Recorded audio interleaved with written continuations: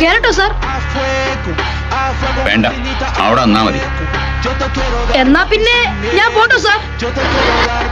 താൻ പോയി ആ മൂലക്കിനില്ലേ? Devaki KM. Present sir. Meera A. Present sir. ആദ്യമായി പഴയ പാഠം. മലയാള ഭാഷയിൽ ആദ്യമായി അച്ചടിച്ച പുസ്തകം ഏതാണ്? സംക്ഷേപ വേദാർത്ഥം. എവിടെയാണ് ഈ പുസ്തകം അച്ചടിച്ചത്? ഇറ്റലിയിൽ. പുസ്തകം എഴുതി അച്ചടിപ്പിച്ചത് ഫാദർ ക്ലെമന്റ് ആണ് സാർ. ഇനിയത്തെ ചോദ്യത്തിന് അജയകുമാർ ഉത്തരം പറയേണ്ട.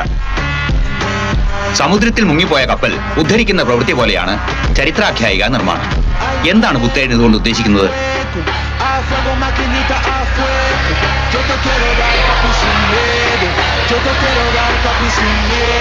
മുരളീധരൻ.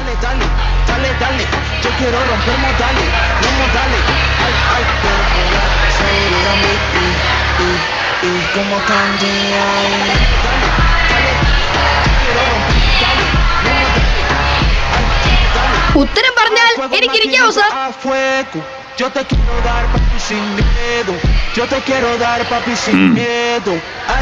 പുത്തേഴത്ത് രാമൻ മേനോൻ സമുദ്രമായി സങ്കല്പിച്ചിരിക്കുന്നത് നമ്മുടെ മറവിയെയാണ്.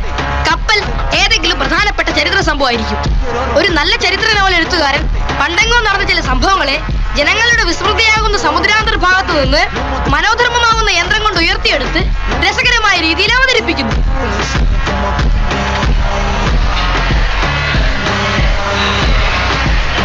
ണ്ടന്മാരും വണ്ടികളും ഇരുന്നോളൂ.